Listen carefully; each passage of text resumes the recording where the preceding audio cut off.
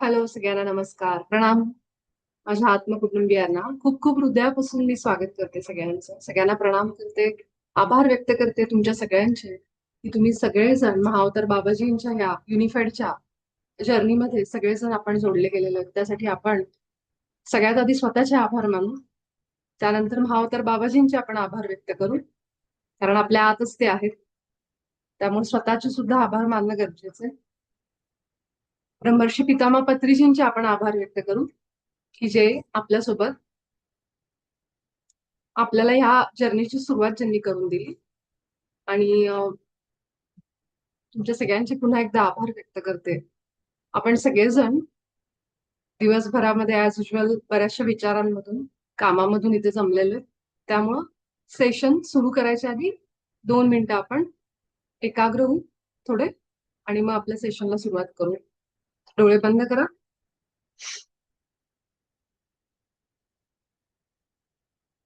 दीर्घ श्वास घ्या.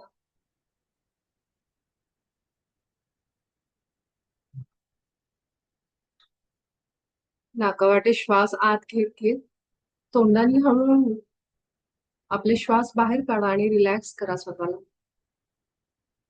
पाठीला आराम घेऊन टेकून निवांत बसा सुखासन मध्ये.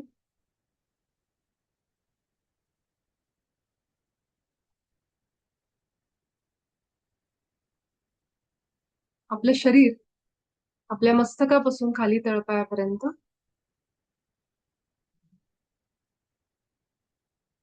थोडस बघा.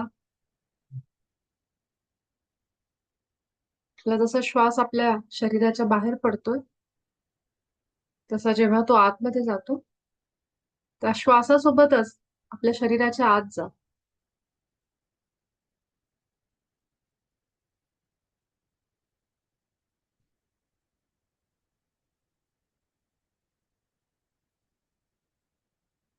त्या दिवसभराच्या पळापळीमध्ये किंवा विचारांमध्ये आपण जिथं कुठे हरवलेलो असतो,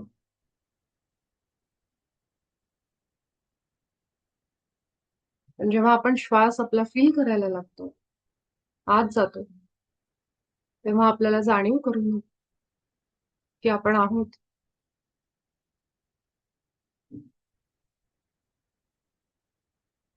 आपले डोळे सहजपणे बंद करा. कोमलपणे कपाळाचा भाग बघा.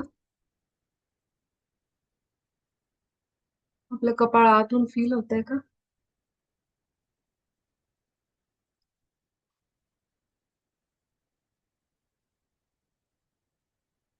आपला चेहरा फील करा.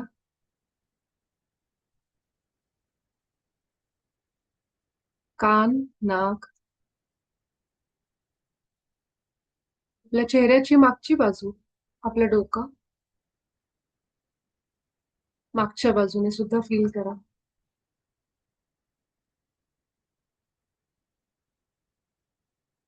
गळा,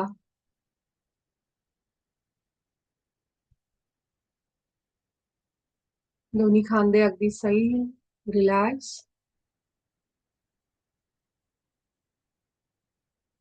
छाती,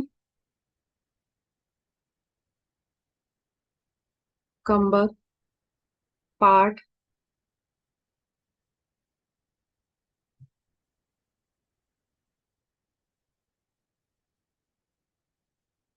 आपलं शरीराचं बूड,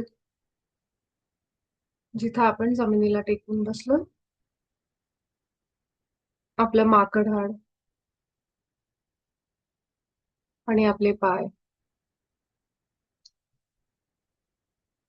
आपण आता पूर्णपणे आपल्या शरीरात आलोय.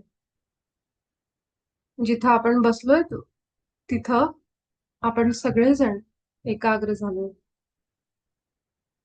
आपलं इकडं तिकडं फिरणारं मन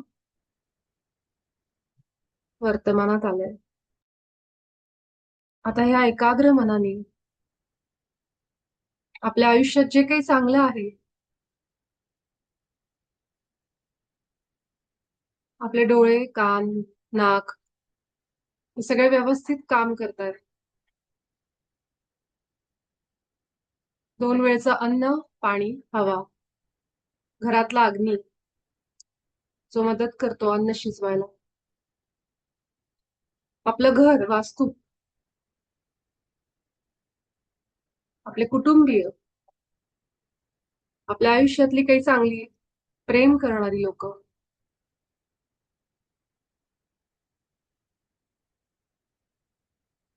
आपली ही साधना, जिथं आपण थोडा वेळ का होईना स्वतःशी जोडले जातो,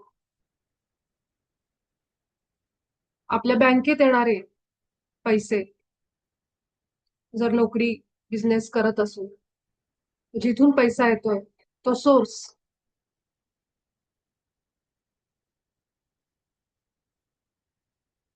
आणि इतरही आपल्या आयुष्यात असणाऱ्या अनेक चांगल्या गोष्टी, जर आपण शिक्षण घेत असू तर आज माझ्याकडं अगदी पेन पेन्सिल वह्या पुस्तकापासून सगळं आहे, जे अभ्यास करण्यासाठी गरजेचं असतं. आपल्या अंगावरची वस्त्र, अशा अनेक गोष्टी आहेत ज्याचे आपण रोजच्या रोज आभार मानू शकतो. या सगळ्या गोष्टींचा उल्लेख आपण केला, त्या सगळ्यांचे आपण मनोमन आभार मानू. आपले गुरु, इष्टदेवता, आई वडील, आपले कुटुंबीय सगळ्यांचे आभार मानू. पृथ्वी माता आणि तिच्यावर कष्ट घेऊन मेहनत घेऊन धान्य पिकवणारा तो शेतकरी, सगळ्यांचे आपण अनेक अनेक आभार व्यक्त करू. सोबतच सगळे ग्रह तारे, सूर्य देवता, चंद्र देवता सगळ्यांचे आभार मानू. आणि आपल्या सत्रामध्ये पुन्हा येऊ. आज आपल्या कुटुंबामध्ये असलेल्या मंगलताई यांचा वाढदिवस आहे आणि त्या आपल्यासोबत ध्यानामध्ये आहेत आणि त्यांना बरेच अनुभव पण आले आणि मला आता अचानक ते आठवलं. तर बाबाजींची इच्छा आहे की आपण त्यांना सगळ्यांकडून आपण त्यांना त्यांच्या वाढदिवसाच्या शुभेच्छा देऊ. आपल्या सगळ्यांकडून त्यांना प्रेम आणि प्रकाश पाठवू. त्या त्यांची हेल्थ चांगली असू दे आणि त्यांच्या सगळ्या इच्छा पूर्ण होऊ देत, यासाठी आपण सगळेजण आपल्या ईश्वराकडं आपल्या हृदयातून आज आभार प्रार्थना करू आणि त्यांना पुढील आयुष्यासाठी आपण शुभेच्छा देऊ. तुमच्या सगळ्यांकडून मंगल त्यांना शुभेच्छा देते. ओके. तर ही पहिली प्रार्थना किंवा ही ही आभार व्यक्त करणं आणि ह्या आभारातून आपण बाबाजींचे पण आभार व्यक्त करू, हे गरजेचं आहे मास्टर्स. कारण आपण हा अभ्यासक्रम पूर्ण करत राहू, आपली साधना पूर्ण करत राहू, पण आपल्या आयुष्यातून कधीही ग्रेटफुलनेस, आभार, ग्रॅटिट्यूड हे कमी होता कामा नये. ते आपल्यासोबत सदैव असलं पाहिजे. कारण माणूस छोट्या छोट्या गोष्टींवर एकदा कंप्लेनिंग मोड सुरू झाली की मग हळूहळू त्या दलदलीमध्ये कसा आत जातो कळत नाही. त्यामुळं आयुष्यात नेहमी आपला फोकस योग्य दिशेला ठेवायला आपण शिकू आणि ते करण्यासाठी रोजच्या रोज कन्सिस्टंटली नियमितपणे जे माझ्या आयुष्यात आता चांगलं आहे, माझं शरीर चांगलं आहे. अनेक लोक आहेत ती खूप मोठ्या आजारांनी त्रस्त आहेत, ज्यांच्या आयुष्यात कॅन्सर किंवा अशा गोष्टी आहेत. त्यांना कळतं की ह्या शरीराचं महत्व काय. तर आधी जे आहे आपल्याकडे त्याच्यासाठी आपण आभार मानू. तर आपल्याला ह्या ज्या नवीन गोष्टी आपण आयुष्यात घेतोय त्याची किंमत राहील. ठीक आहे. आज जसा तो मेसेज मला आला तर खरं तर ते गाणं मी ऐकल्यानंतर मला इतकं रडू आलं नसतं, पण ज्या आवाजामध्ये ते लता दीदींच्या आवाजामध्ये जे गाणं आहे ते ऐकून पहिला म्हणजे तो आर्त स्वर जाणवतो, आवाज तसा आणि त्याचं म्युझिक आणि ह्या सगळ्या गोष्टी, त्यामुळे त्या भावना येतात. आणि त्यावेळेस ते गाणं ऐकताना खरोखर मला ती जाणीव होत होती की आपण किती ब्लेस्ड आहोत, किती भाग्यवान आहोत. म्हणून तो क्षण झाल्या झाल्या मी तो व्हिडिओ रेकॉर्ड करून आपल्या सगळ्यांना पाठवला की आयुष्यात जे चांगलं आहे त्याच्याकडे बघायला शिकलं पाहिजे आपण. हे सगळा प्रवास होत असताना आपल्या ध्यानाचा आणि आतापर्यंत इथपर्यंत बाबाजींनी अनेक परीक्षा घेतल्यात माझ्या. माझ्या शारीरिक गोष्टी वर मला परीक्षा झाल्या माझ्या. चेक केलं गेलं की कुठली अशी संकट आल्यानंतर डळमळीत होते का मी. अनेक झाल्यात, अनेक गोष्टी झाल्यात. ज्या मी इथं सगळ्या सांगू नाही शकत. पण हे सगळं टेस्टिंग झाल्यानंतरच युनिफाईड माझ्या आयुष्यात सुरू झालंय आणि त्यामध्येच मला खूप सायन्स मिळत गेले. तर हा सगळा जो प्रवास आहे ना, ह्या प्रवासाला मी आधी हॅट्स ऑफ, ज्या पद्धतीने हे सगळं प्लॅन केलं गेलं. कारण आता मला ते सगळ्या गोष्टी उलगडतायत की असं का झालं. तर असं नाहीये की आपण हे ध्यान आणि ह्या गोष्टी करताना आपलं शरीराचे चॅलेंजेस येऊ शकतात आपल्यावर. मला हे सांगायचंय. पण त्यावेळी आठवायचं की आपण शरीरच नाहीये. आपल्याकडे जे चांगलं आहे त्या पण गोष्टी आपण बघायच्या आणि ट्रस्ट करायचा, विश्वास ठेवायचा आपण. त्यावेळेस आपल्याला जाणवतं की त्या गोष्टी आपोआप नीट व्हायला लागतात. तर म्हणून ही प्रार्थना आपण करणं गरजेचं आहे अधूनमधून, की जे आहे त्याच्याकडे फोकस ठेवा. ठीक आहे. कारण कधीच परफेक्ट, जसं बाबाजी सांगतात की परफेक्ट आहे, तुम्ही ऑलरेडी परफेक्ट आहात. तर आजचं सेशन सुरू करण्यापूर्वी पूर्वी मी एक छोटस इथे मला असं स्क्रीनवर काही स्क्रॅचिंग झाल्यासारखं दिसतंय का? काही असं कलर पेन्सिल किंवा काही असं काही दिसतंय का? मला असं हो, दिसतंय. हा, मला दिसतं दिसतं. काय झालंय ते काहीतरी असं कलर पेन्सिल सारखं ते दिसतंय मला. माहित नाही ते काय आहे. ठीक आहे, काय असेल ते. पण आता आपण जो आपला पहिला जो चॅप्टर आपण कालपर्यंत पूर्ण केला त्याची थोडक्यात आपण रिव्हिजन केल्यासारखी. तुम्ही कल्पनेपेक्षाही जास्त सुंदर आहात. तुम्ही स्वर्गातील पूर्ण भरलेलं फूल आहात. तुमचे ईश्वरत्वच समजत नाही. तुम्हालाच समजत नाही. त्याचं कारण काहीही असू शकतं. मी ईश्वराच्या प्रतिमेत बनलो आहे. मी आहे. तुमची निर्मिती पूर्ण झालीये. तुम्ही आत्ता ईश्वराच्या प्रतिमेत पूर्णपणे बनलेले आहात. तुम्ही बनत नाहीत आहात किंवा बनला नाहीत आहात. तुम्ही आत्ता ऑलरेडी ह्या वर्तमानामध्ये तुम्ही ती अवस्थेला पोचलेले आहात. तुम्ही अवस्थेत आहात त्या ऑलरेडी. तुम्ही कोण आहात, तुमचे गुण काय आहेत आणि ईश्वराच्या प्रतिमेत बनवलेल्या व्यक्तीचं जीवन काय आहे, याची सगळ्याची उत्तरं आपण ह्या कोर्समध्ये, ह्या पुस्तकामध्ये आपल्याला मिळणार आहेत. तुम्ही आत्ताच सर्वोत्तम प्रकारे विकसित आहात. तथापि हा मार्गदर्शक तुमच्या विचारसरणीत थोडी सुधारणा नक्कीच करतो. तुम्हाला ते वाक्य आठवत असेल की हा मार्गदर्शक कुठेही आपल्याला काही नव्याने शिकवत नाही. तुम्ही जे बनलेले आहात फक्त तुमच्या विचारांमध्ये थोडा बदल करायला आपल्याला शिकवतो. ईश्वराने जे काही निर्माण केलंय त्याचा अगदी लहानसा भाग तुम्ही वापरत आहात. ह्या वाक्यापर्यंत आपण काल आलो होतो. आता जिथं मी हे सांगितलं होतं की अम, आपल्याकडं फ्लड लाईट म्हणजे मोठे लाईट असतात ना, जे वापर केले जातात. अनेक कामाच्या ठिकाणी असे मोठे मोठे दिवे असतात, लाईट्स असतात. ते फ्लड लाईट. ते असताना तुम्ही केवळ मेणबत्ती घेऊन फिरताय असं इथं सांगायचंय. आणि जसं आपलं शरीर एखाद्या आईसबर्ग जो असतो, जो समुद्राच्या खाली आहे, पण त्याचं एक टोक आपल्याला दिसत असतं. जसं खाली किती भाग आहे माहीतच नाहीये. त्याप्रमाणे इथं सांगितलं गेलंय, की तुम्ही केवळ स्पर्श हे ते ह्या सेन्सेस वरूनच तुम्ही स्वतःची ओळख करून घेताय. पण ह्याच्या पलीकडेही आपलं अस्तित्व खूप मोठं आहे. असं इथं आपल्याला सांगितलंय. मला इथं ना एक काल उदाहरण आठवत होतं, ज्याबद्दल मी तुम्हाला बोलले. इथं एक वाक्य जेव्हा वाचतो आपण, की तुमच्याकडे ते ऑलरेडी आहे, तुम्ही बनलेले आहात, तुम्ही परिपूर्ण आहात. इथं जेव्हा सांगितलंय, तेव्हा मला एक उदाहरण आलं होतं, की जसं की कुणीतरी माणूस नुकताच जेलमधून वापस आलाय आणि आपण त्याला म्हणतोय, की तुम्ही ऑलरेडी ईश्वराच्या रूपामध्ये आहात. सगळ्यात आधी दुसऱ्या कुणाच्या आधी त्या माणसालाच हे पटणार नाही. मी एवढे गुन्हे करून मी कैदेत होतो आणि आता बाहेर आल्यानंतर असं काहीतरी ऐकलं तर सगळ्यात आधी त्या माणसाला त्याचा धक्का बसेल, की हे काहीतरी खोटं सांगतात, असं होऊच शकत नाही. असं नाहीच आहे. म्हणजे मला हे सांगायचंय, की जे काही त्या माणसासोबत झालेलं आहे, जो काही अनुभव त्यांनी घेतलेला आहे, त्या अनुभवामुळं हे जे इथं लिहिलेलं आहे, तुम्ही असं काहीच करू शकत नाही, की ज्यामुळे या मूलभूत सत्याला कधी बदलता येईल. कुठलं मूलभूत सत्य? की तुम्ही ईश्वराच्या प्रतिमेत निर्माण झालेले आहात, बनलेले आहात. आता असंच काहीच करू शकत नाही, याचा अर्थ आपण ज्या समाजामध्ये राहतो, इथं जे काही आपले अनुभव आहेत, की हे असं म्हणजे चांगलं, हे असं म्हणजे वाईट. म्हणजे इथं बाबाजी द्वैताबद्दल बोलतात आणि अद्वैताबद्दल. म्हणजे आपण जर ह्या समाजाचा विचार केला, की ही व्यक्ती आज जेलमध्ये एवढे गुन्हे करून जाऊन एवढं सगळं करून आली आणि त्या व्यक्तीला मी जर म्हणायला लागले, की तू ईश्वराच्या प्रतिमेत बनलायस, तर कुणालाच ते पटणार नाही. पण हे वाक्य वाचल्यानंतर मला हा नेहमी ते फिलिंग यायचं की अशी जी लोक ह्या आपल्या संसारामध्ये आपल्या आजूबाजूला ह्या रियालिटीमध्ये अशी जी काही लोक आपण ज्यांना वाईट म्हणतो, जे चांगले नाहीयेत म्हणतो, त्यांच्यासाठी सुद्धा हे सत्य लागू आहे. हे समजून घ्या. हे मला काल तुम्हाला सांगायचं होतं, जे राहिलं.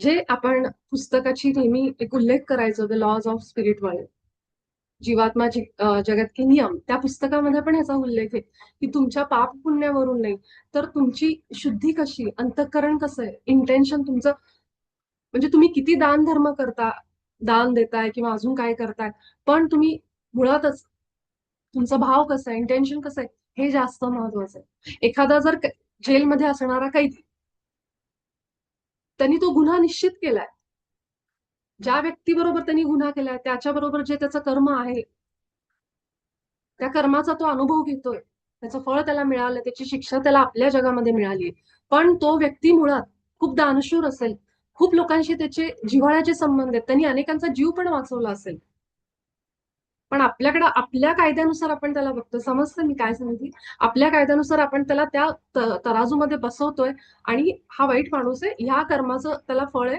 तर त्याच्यासाठी आपण त्याला जेलमध्ये टाकतोय. पण त्या माणसाचं हृदय जर स्वच्छ असेल, त्यांनी अनेकांचा जीव वाचवलाय, लहान लहान पक्ष्यांचा, प्राण्यांचा जीव वाचवलाय, इतकी त्याच्यामध्ये करुणा आहे, आणि इतर गोष्टींमध्ये, समाजकार्यामध्ये तो नेहमी पुढे आहे. आजारी व्यक्तींसाठी काम करतोय, भलेही 2 नंबरचा पैसा खातोय, करप्शन करतोय, तिकडे जे काही असेल करत, पण इथे येऊन जेव्हा तो एक करुणा भावानी, शुद्ध मनानी त्या गोष्टी जर करत असेल, तरी सुद्धा आपल्याला नाही पटणार की तो वाईटच आहे. पण बाबाजी इथं असं सांगतायत की तुम्ही असं काहीच करू शकत नाही ज्यामुळे तुम्ही या मूलभूत सत्याला कधी बदलता येईल, की तुम्ही सगळेजण, इथं कुठेही धर्माचा, जातीचा उल्लेख तुम्हाला आढळतोय लिहिलेला, याच धर्माची लोक फक्त ईश्वराच्या प्रतिमेत बनलेली आहेत, ह्या धर्माची नाही.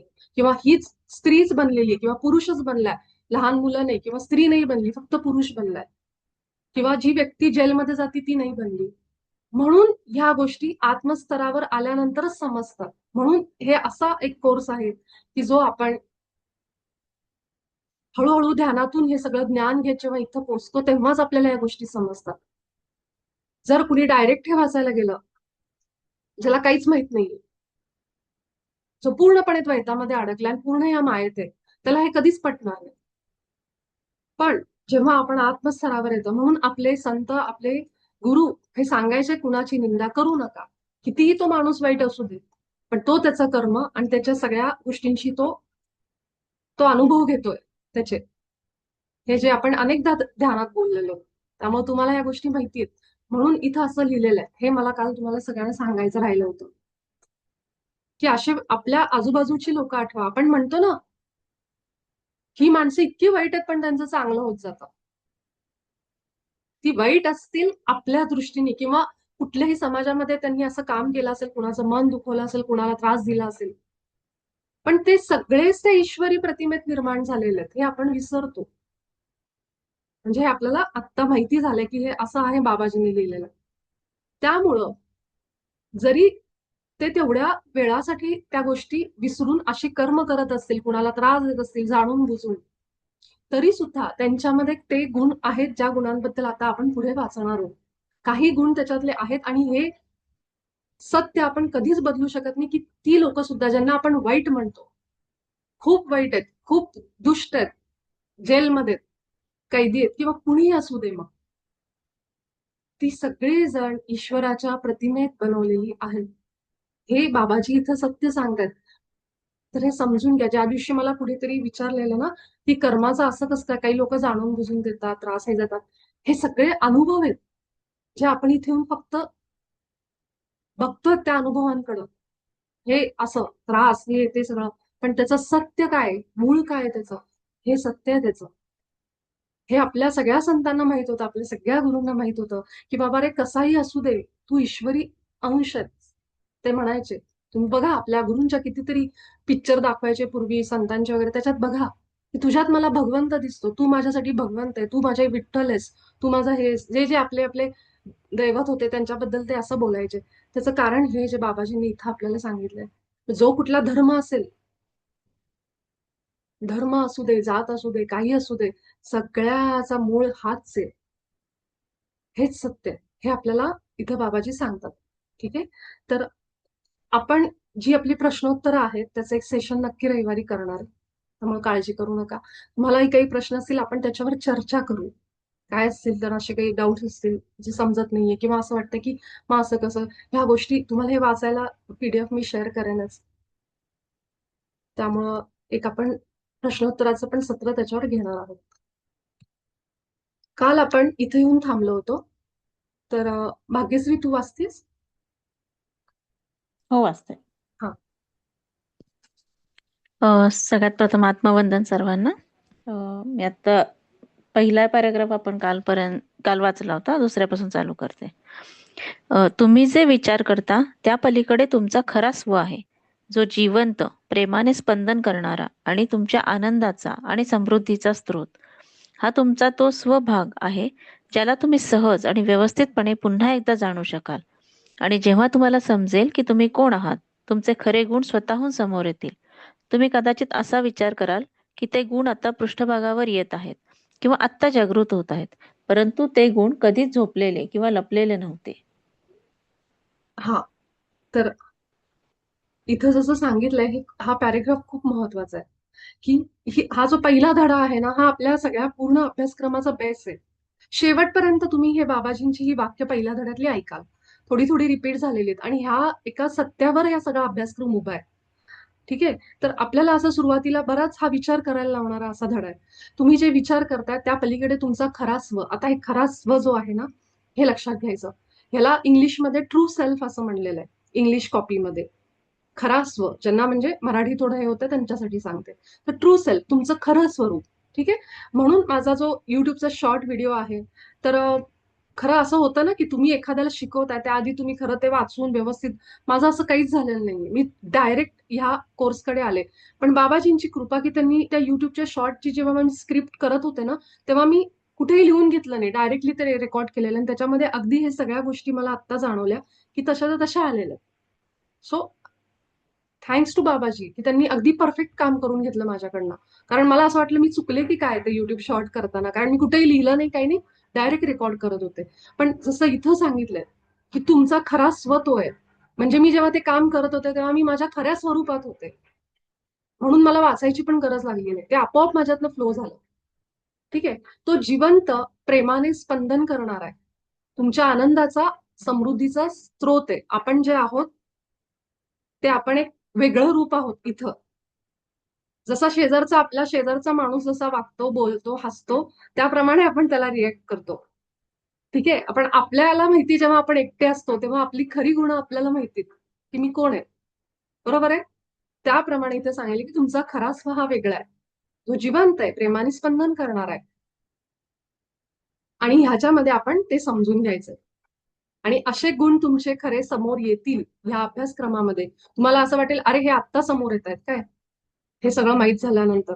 पण इथं सांगितलंय की ते गुण कधीच झोपलेले किंवा लपलेले नव्हते. ठीक आहे. तर आपण पुढे जाऊ.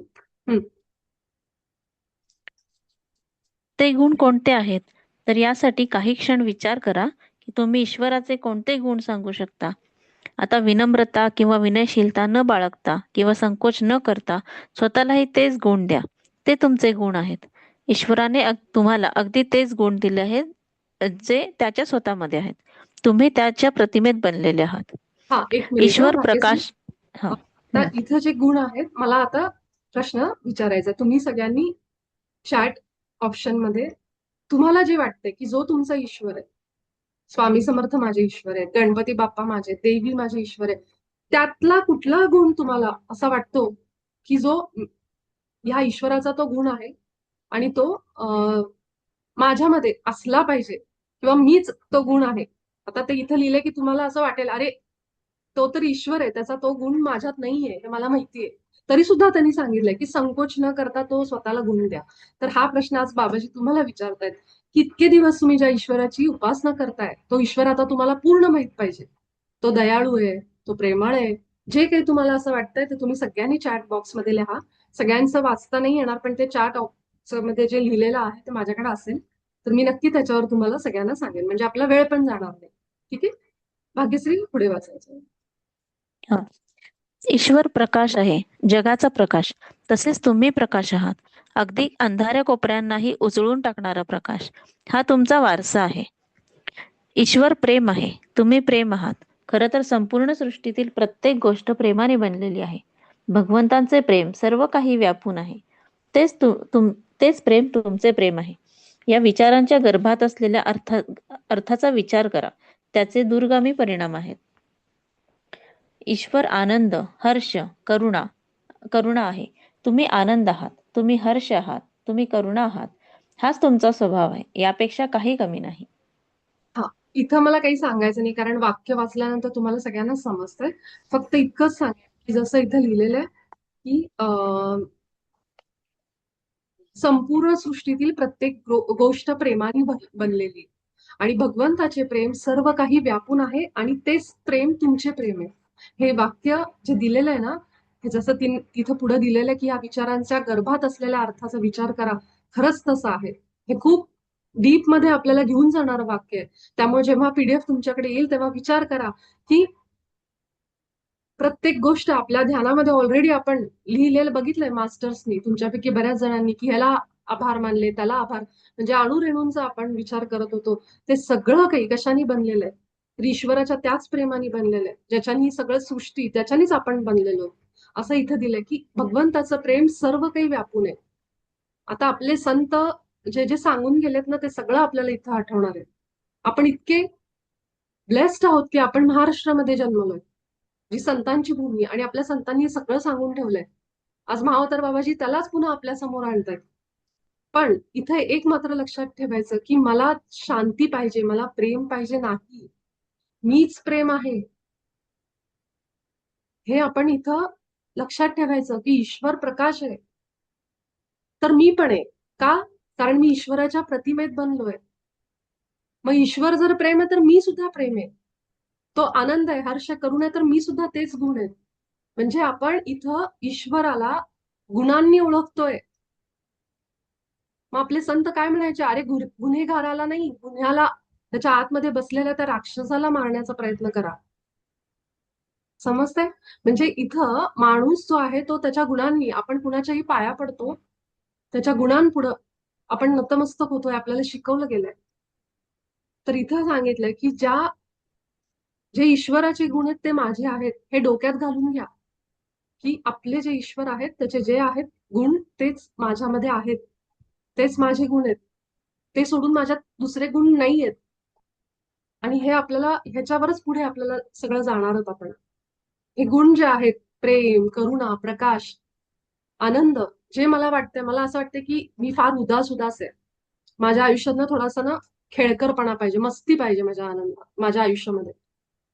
लहान मुलं कशी खेळतात तसं मला हसायचंय, तर मला खेळकर वृत्ती पाहिजे. असं जर असेल तर तुम्ही काय म्हणायचं की ईश्वर खेळकर वृत्तीचा आहे, जॉयफुल आहे, आनंदी आहे, हसराय. मग मी सुद्धा हसरी. त्यामुळं तर जे काही आपल्याला आपल्या दृष्टीने असं जाणवतंय की जे मला आनंद देणार आहेत, तेच गुण आपण ईश्वरामध्ये, आणि तिथून आपल्याकडे पुन्हा रिफ्लेक्शन त्याचे आहोत ना आपण. तर त्या पद्धतीने विचार करायला आपण इथे शिकतो. हा, भाग्यश्री. ईश्वर परिपूर्ण आहे, नक्कीच, हे देखील उघड आहे. परंतु तुम्ही तुम्ही आणि परिपूर्ण आता हे जास्त होत नाही का? नाही, एक कणही नाही. तुम्ही अगदी तीच परिपूर्णता आहात आणि त्यात परिपूर्ण आरोग्य, परिपूर्ण विचार, परिपूर्ण कृती, परिपूर्ण सर्व काही समाविष्ट आहे. तुम्हाला फक्त एक परिपूर्ण संपूर्ण स्व म्हणून कार्यरत होण्याची गरज आहे. एक मिनिट. आता इथे सांगितलं की ईश्वर परिपूर्ण आहे, परफेक्शन. म्हणून आपण म्हणतो की तुम्ही जसे आहात तसे परफेक्ट आहात, परिपूर्ण आहात. ह्या गोष्टी आपल्याला समजणार नाही. अरे पण मला तर नोकरी नाहीये, अरे पण माझं तर तिथं अपयश आहे, अरे नोकरीत मला तितकं यश नाहीये. हे सगळं आपल्या मनातून आहे, कारण आपल्या विचारांमध्ये प्रॉब्लेम आहे. पण जर आपण महावतार बाबाजींनी सांगितल्याप्रमाणे हा विचार बघितला तर आपल्याला कळतं की ईश्वर परिपूर्ण आहे. आपल्यासाठी आपले स्वामी समर्थ, आपली रेणुका देवी, तुळजाभवानी माता, कोल्हापूरची माता, यांना म्हणू शकतो का नाही नाही नाही नाही महालक्ष्मी मातेचा हा हे काय हे नाहीये असं म्हणू शकतो आपण कुठल्या ईश्वराला, देवतेला? आपल्यासाठी ते परफेक्शन आहे, आपल्यासाठी ते ईश्वर तत्व आहे. मग त्यामुळं त्यांनी असं सांगितलंय की तुम्ही स्वतःला समजता का? मग आपण विचार करतो, अरे मी कसा परफेक्ट आहे, मी तर परिपूर्ण नाही, माझ्यात तर हा प्रॉब्लेम आहे, माझ्या शरीरात हा प्रॉब्लेम आहे, माझ्या घरात हा प्रॉब्लेम आहे. पण तिथं लिहिलंय नाही, एक कण सुद्धा नाही. तुम्ही पण अगदी तीच परिपूर्णता आहात आणि त्यात परिपूर्ण विचार, आरोग्य, कृती सगळं आहे. विचार सुद्धा आहेत. मग आपण म्हणतो, अरे आमच्या विचारांमध्ये तर प्रॉब्लेम, म्हणून तर आम्ही इथं आलो. कारण अजून ते विचार आपल्याला समजले नाहीये. त्या विचारांसाठीच आपण इथं आलोय आणि ह्याच्यात सगळं आलंय. म्हणून एक संपूर्ण स्व म्हणून कार्यरत होण्याची गरज आहे आपल्याला, जे आपल्याला बाबाजी इथं सांगतायत पुढे. ईश्वर शांती आणि सौम्यता आहे. तुम्ही शांती आहात, अशी मनःशांती जी गोंधळमुक्त आहे आणि आक्रमक नाही. तुम्ही जीवन जसं बनवलं आहे तसंच त्याचा आनंद घेणारी एक भोळी निरागसता आहे. ईश्वर समृद्धी आहे. सर्व काही ईश्वर सोबत एक आहे. ती समृद्धी तुमच्या सोबत एक आहे. निसर्गाच्या सर्व शक्ती तुमच्या सर्व इच्छा आणि गरजा पूर्ण करण्यासाठी आहेत. अर्थातच याची किल्ली म्हणजे तुम्ही प्रेम, आनंद, प्रकाश, शांती आणि ईश्वराच्या इतर सर्व गुणांनी युक्त अशा तुमचा संपूर्ण स्वच्या माध्यमातून काम करणे होय. हा, तर इथं आपल्याला एक गोष्ट सांगितली की शांती आणि सौम्यता, अशी मनःशांती जी गोंधळमुक्त आहे आणि आक्रमक नाही. आता ह्या स्थितीला जेव्हा आपण ध्यान करतोय, आपलं असं नाहीये, राईट? आपल्या सगळ्यांच्या मनामध्ये गोंधळ सुरू आहे आणि आपण सगळे चिडतो सुद्धा, राग पण येतो आपल्याला. आपण जसं चाललंय आपलं आयुष्य ना, तसंच आपण जगतोय. इतके आपण निरागस आहोत असं इथे लिहिलंय. जसा आपण म्हणतो की समृद्धी माझ्या आयुष्यात नाही, आपण समृद्धीला कधी पैशाचं नाव देतो, पैसा असेल तर समृद्धी. पण हे सगळं जे काही आहे, ती जशी ईश्वरासोबत आहे तशी आपल्यासोबत आहे, हे बाबाजी इथं आपल्याला सांगतायत. ह्यातल्या बऱ्याचशा गोष्टी आता आपल्याला नाही जरी कळल्या की असं कसं, त्याच्या सगळ्या प्रश्नांची उत्तरं पुढे मिळणार आहेत. फक्त इथं आपल्याला फॅक्ट सांगितले जात आहेत की हे असं आहे आणि ते सिद्ध करण्यासाठी, ते सांगण्यासाठी पुढचा सगळा अभ्यासक्रम आहे, काळजी करू नका. पण इथं एक गोष्ट लक्षात घ्या की जेव्हा हे सगळे गुण, शांती, गोंधळ नाहीये माझ्या डोक्यामध्ये, शांत आहे मी, किंवा समृद्धी आहे, हे सगळं कधी, जेव्हा आपल्या आयुष्यामध्ये सगळ्यात महत्वाची गोष्ट आहे ते म्हणजे प्रेम, आनंद आणि प्रकाश. तर ईश्वराच्या सगळ्या ह्या गुणांनी परिपूर्ण असलेला जो स्व आहे, सगळा मेन आपला स्वरूप, तेव्हा त्याच्याबरोबर जेव्हा आपण एक होतो, तेव्हा आपल्याला हे सगळं समजायला लागतं. हा, पुढे. ही ईश्वराच्या गुणांची फक्त एक झलक आहे. तुम्ही ही यादी निश्चितपणे 10 पट वाढवू शकता. प्रत्येक प्रसंगात त्याचे गुण तुमचेही असतात. जेव्हा तुम्ही त्याच्याशी एकीकृत असता, तेव्हा तुम्ही त्याचे सर्व गुण प्रदर्शित करता. एकीकृत होण्याचा हा पहिला धडा फक्त तुमच्या मनाला हे सहजपणे सांगण्यासाठी रचला आहे, की कारण ईश्वराने तुम्हाला त्याच्या प्रतिमेत निर्माण केले आहे. तुम्हाला तुमच्या संपूर्ण आत्म्याशी एकजूट होण्याची इच्छा आहे. दररोज हा धडा जितक्या लवकर शक्य होईल, तितक्या लवकर एकच मिनिट तितक्या लवकर वाचा. हळुवारपणे वाचा. पुढील वाक्याकडे जाण्यापूर्वी प्रत्येक वाक्य समजून घ्या. त्यानंतर 5-10 मिनिटे डोळे मिटून आरामात बसा. तुमचे लक्ष तुमच्या हृदयावर केंद्रित होऊ द्या आणि अनुभवा तिथं धडधडणारं ईश्वराचं प्रेम, तुमचं प्रेम. विचारांशी लढू नका. फक्त त्यांना बुडबुड्यांप्रमाणे वर येऊ द्या. जर तुमचे मन तुमच्या हृदयापासून दूर जात असेल, तर ते हळुवारपणे पुन्हा हृदयावर आणा. केवळ या क्रियेचा आनंद घ्या आणि या आठवड्यात ही क्रिया दररोज नक्की करा. तर आपण जवळजवळ आपल्या धड्याच्या शेवटाला आलो. ठीक आहे, कुठली गडबड नाहीये. इन केस आपल्याला वाटलं की थोडं अजून वाचायचंय मला, तर हे पीडीएफ तर मी शेअर करेनच आणि अगदीच वाटलं तर उद्या सुद्धा आपण ह्यातल्या काही गोष्टी समजावून सांगेन.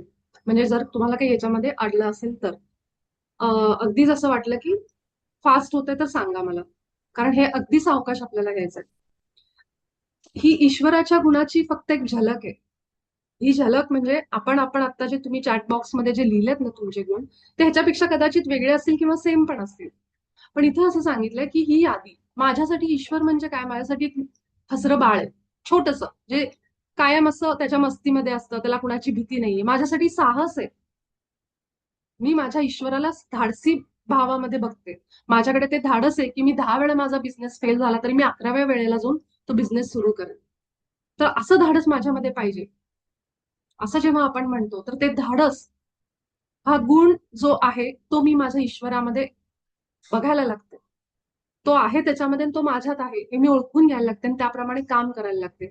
म्हणजे ही जी यादी आहे जी आपण इथं सांगितली, प्रेम, आनंद, प्रकाश, शांती, ह्याच्या व्यतिरिक्त अनेक असे प्रसंग आहेत आणि त्या प्रसंगानुसार तो तो गुण आपल्याला आठवतो. जेव्हा आपण त्याच्याशी एक असतो आपल्या खऱ्या स्वरूपासोबत, तेव्हा आपण हे सगळे गुण जे आहेत ते बाहेर वेगवेगळ्या पद्धतीने प्रदर्शित करतो, म्हणजे एक्सप्रेस करतो. समजतंय? ज्याला पेंटिंग छान जमतं, आपण काय म्हणतो, वाह काय कला आहे याच्या हातामध्ये. एखाद्याचा आवाज, गायन, संगीत जे काही आहे त्याच्याकडे, त्या गायक जो आहे त्याला आपण त्याचं कौतुक करतो. मग आपण काय म्हणतो, अरे ईश्वरी गायन झालं तुझं, तुझा आवाज ईश्वरी आहे. समजते आपल्या मराठी भाषेतली मजा. तर हे जे आपण म्हणतो म्हणजे काय करतो, त्या माणसाच्या त्या गुणाला महत्व देतो की किती सुंदर कला आहे तुझ्याकडं. तर हे जे काही आहे हे आपण प्रदर्शित करतो आपलं सगळं आणि आपण त्या गुणांना नावं ठेवतो. म्हणजे आता आपण म्हणजे आपण नाही, जे हेवे देवे करणारी लोक असतात ज्यांना त्याचा त्रास होतो, ते द्वेष करतात. म्हणजे विचार करा तुम्ही कुणाचा द्वेष करताय. आपण इनडायरेक्टली त्या भगवंताचा द्वेष करतोय ज्यांनी त्या माणसाला ती कला दिली. एखाद्याचं अक्षर अगदी सुबक आहे पण एखाद्याला जेलसी फील होती किंवा कुणामध्ये अजून चांगला गुण आहे, कुणी दिसायला सुंदर असेल, त्याचं शरीर म्हणजे ईश्वरी देण आहे, तर आपण त्याचा द्वेष करतो. मग आपण कुणाचा द्वेष करतोय? ज्या ईश्वराच्या प्रतिमेत तो माणूस बनलाय आणि त्याच्याकडे तो गुण त्यांनी दिलेला आहे, आलेला आहे, जे काही आहे त्याच्यामध्ये तो आपण त्या गुणांना नावं ठेवतो, म्हणजे ईश्वराला नावं ठेवतो. आता समजते की निंदा का नाही करायची कुणाचीच, किंवा जेलसी, हे सगळे आपले गुण कसे आहेत हे आपल्याला दाखवत नाहीत. हे जे काही आहे ईश्वरी तत्व, त्याबद्दल बाबाजी आपल्याला इथं सांगतात. आता एकीकृत होण्याचा हा पहिला धडा फक्त तुमच्या मनाला हे सहजपणे सांगण्यासाठी आहे की तुम्ही, कारण ईश्वराने तुम्हाला त्याच्या प्रतिमेत बनवले, तुम्हाला तुमच्या संपूर्ण आत्म्याशी एकजूट होण्याची इच्छा आहे. हा धडा रोज पहिल्यांदा उठल्या उठल्या वाचायला सुरुवात करा. हळुवारपणे वाचा, एक एक वाक्य समजून घेऊन वाचा. त्यानंतर डोळे मिटून शांत बसा, आपल्या हृदयावर जा. आता हृदयावर जाण्याचं पहिलं ध्यान आपण गुढीपाडव्याच्या उद्याच्या मुहूर्तावर करणार आहोत. आणि हा योगायोग नेहमी खरं आज ठरवलं होतं, पण बाबाजींची इच्छा आहे की नवीन वर्ष, नव दिवस आणि नवं आयुष्य आणि नवी ऊर्जा आपल्या आयुष्यात आली पाहिजे. हे प्लॅनिंग बाबाजींचं आहे. म्हणून मी प्लॅनिंग नुसार ह्यावेळेस गेलेच नाही, कारण मी पूर्ण सरेंडर मोडमध्ये की तुम्ही जे करून घेताय मी करते आणि आपण सगळे करतोय, फक्त मी नाही. त्यामुळे उद्याच्या पहिल्या दिवशी आपलं पहिलं ध्यान होणार आहे. मला असं वाटलं होतं आज होईल, पण बाबाजींची इच्छा आहे की उद्या आपण ते करायचे, कारण हे समजून घेणं पण महत्वाचं आहे. त्यामुळे हळूवार बसा, आपल्या हृदयावर जा आणि तिथं पहिली तर आपल्या हृदयाची धडधड अनुभव करायची. अनेक विचार येतील, पण बाबाजींनी सांगितले की ते विचारांची बुडबुड आहे, जे वर येतात ते येऊ द्या, पण तुमचं मन हृदयावरच घेऊन जा. आणि ही केवळ या क्रियेचा अनुभव घ्या आठवडाभर, असं त्यांनी सांगितलंय. 1 मिनिट, आता आपला 1च मिनिट राहिलाय. तर आपण काय करू, ह्या लिंकवरून पुन्हा एकदा सेम लिंकवर आपण जॉईन करू. हे शेवटचा मला वाटतंय 2-3च वाक्य असेल, हा एवढीच वाक्य आहेत, ती समजून घेऊ. 5 मिनिटाचा आपण हृदयाचा वाटलं तर जस्ट एक डोळे मिटून थोडस एकाग्र व्हायचा प्रयत्न करू आणि मग एक ध्यान पण होईल आपलं आणि मग आपण लगेच बंद करू. ठीक आहे, तर पुन्हा ह्या लिंकवर सगळ्यांनी जॉईन व्हा.